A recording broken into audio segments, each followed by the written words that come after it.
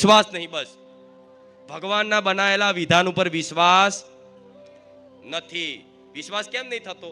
એટલે નહીં થતો કે આપણે આટલું બધું કરીએ છીએ, તો ભગવાન હોય તો આપણે દુઃખી શું લેવા થઈએ?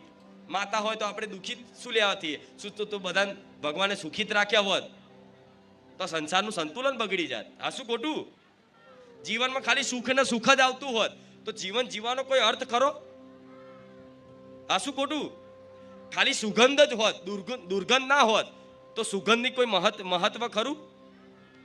ખાલી રાત જ હોત, દિવસ ના હોત, શું ખાલી દિવસ હોત કે રાત ના હોત તો દિવસનું કોઈ મહત્વ રહેત?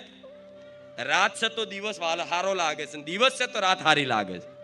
સુગંધ દુર્ગંધ છે તો સુગંધ હારી લાગે છે. તેવી રીતે દુઃખ છે ને તો સુખ હારું લાગે, નકર સુખ બેકાર છે. ભગવાને બધી વસ્તુની વિરોધી વસ્તુ બનાવી છે. આ વસ્તુનો સ્વીકાર કરો, એક્સેપ્ટ કરો, કોઈ વિરોધ કર્યા વગર, તો કંઈક જીવનમાં કૃપા થાય. નહીં તો ખાલી અગરબત્તીઓના ધુમાડા કરવાથી, નિવેદો આલીને એવું વિચારતા હોય કે અમે માતાને ખરીદી લઈએ, તો આ તમારો ભ્રમ છે.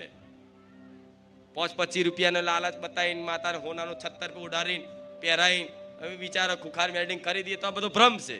કશું થાય એના માટે આ જે પ્રમાણે મેં કીધું એ પ્રમાણની ભક્તિ કરવી પડે. અને ભક્તિ વગર કશું થવાનું નહીં.